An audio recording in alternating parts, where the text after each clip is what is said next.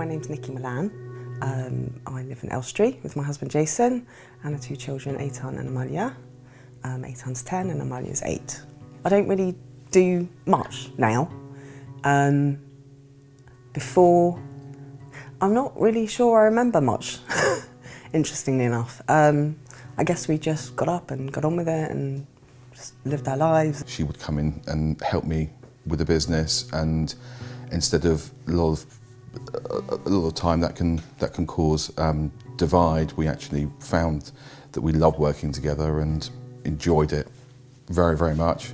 In October 2010, I got diagnosed with pneumonia and spent time in hospital, and then I came out and I think I went back in a few times.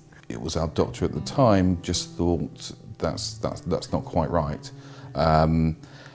Wasn't happy, so sent her to a consultant just to find out what was going on. That's when they found there was something there. He said basically that it's lung cancer. He said there's no easy way of telling you, but it is lung cancer. I very casually, naively asked the prognosis, not really anticipating the answer. And he gave us the statistical prognosis, which was 1 year. At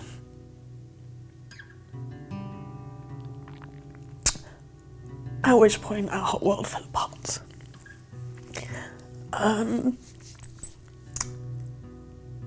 We managed to get home somehow, and we called all the family, and everyone came over.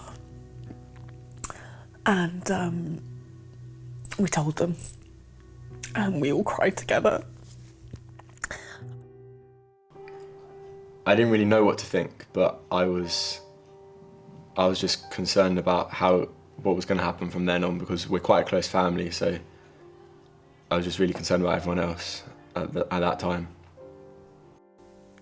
It was like, I can't do this by ourselves. It was kind of almost a burden that was just too big, too great. And I personally, I needed some support. If I was going to carry on leading this family, I needed to have something, somewhere that could help me do this. Interesting enough, my father was the first one who phoned Hi the next day, basically. And I think my mum, my dad and Jason went to see them quite quickly. It took me a few weeks before I could kind of get my head around it. And also, obviously, we didn't know what Hi did. We knew of its existence, but we didn't know what it would do for us. But subsequently, it's helped all of us. And my wife comes here. I have been once or twice.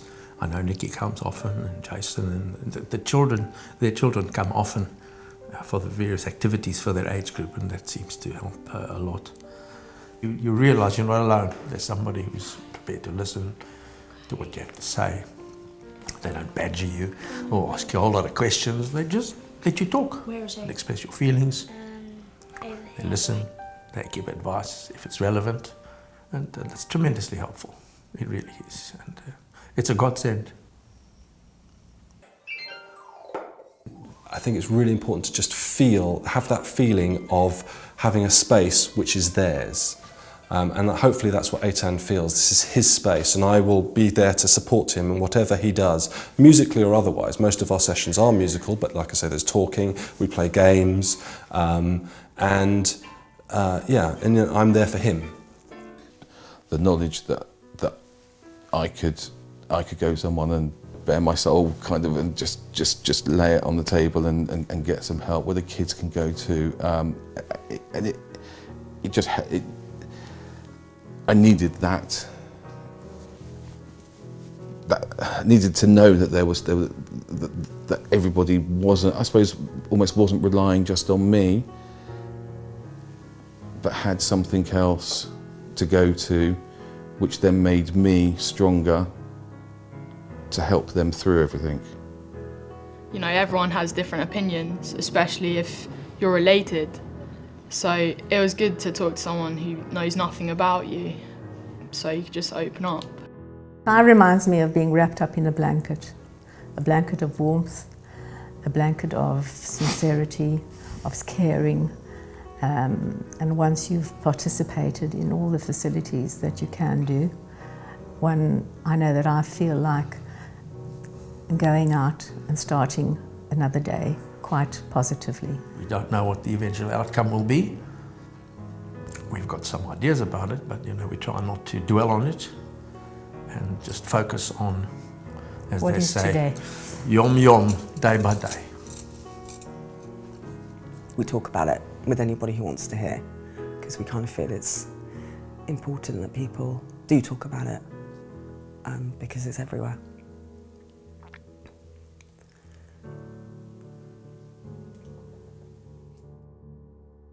We are off to UCH to go and see my consultant. We see him usually just before I have a chemo. He just likes to check that I'm doing okay. Yeah, generally Wednesday we come up to see him. It's kind of a nice time to spend together, have time to chat, which we don't often do at home with the children around, and go get a coffee. So, we've made it into a nice routine. It's how we live our life. We live our life from chemo to chemo, from scan to scan. Last time we saw Nikki, I think had literally just had the scan, and we popped into High straight after the scan.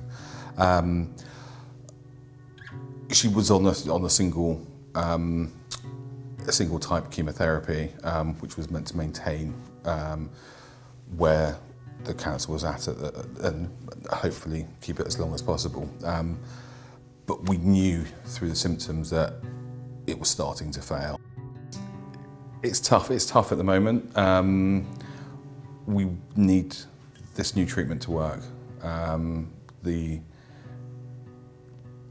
chemos that she's been on, she's failed 3. And it's kind of put it all into a different ballgame. We need it. This treatment's just got to hold it. She's having a bit of a tough time. We don't know what's after this next treatment.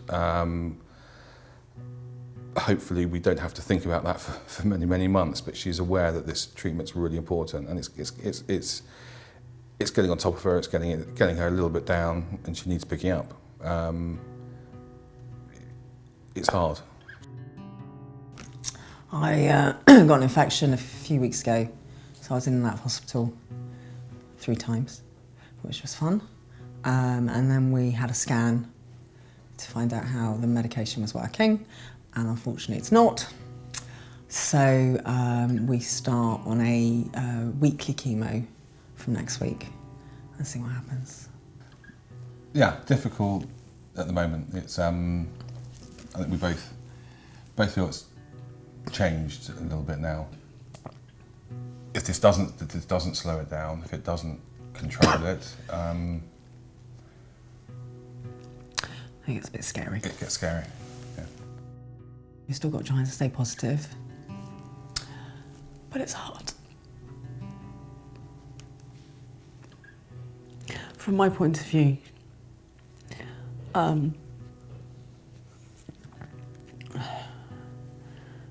the knowledge that, as I said, that the support is there for everybody. It's a comfort. We can see the kids through and give them as much love and much support as best we can, but we can't do that alone. With the wider family, it's not enough. We need something else, and Chai's going to be there to help them through. It's going to affect their lives and our lives, and that's something we're going to have to do hand in hand with Chai.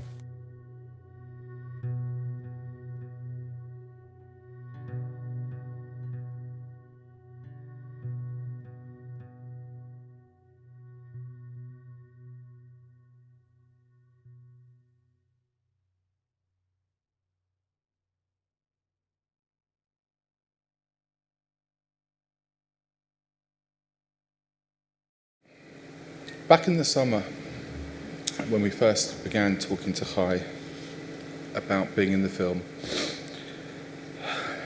to be honest, Nikki would have usually run a mile. It's not like her to do anything like this, but she was 100% behind the idea. She wanted as many people as possible to see what Chai had done for her and our family. We only finished filming about 4 weeks ago, and even at that stage, it was going to be Nikki that was standing here, not me. Showing the film tonight, as raw as it might be, is what she would have wanted. It's a tribute to her and a tribute to the outstanding work of Chai. Please join us together this evening in supporting Chai's incredible work. Thank you.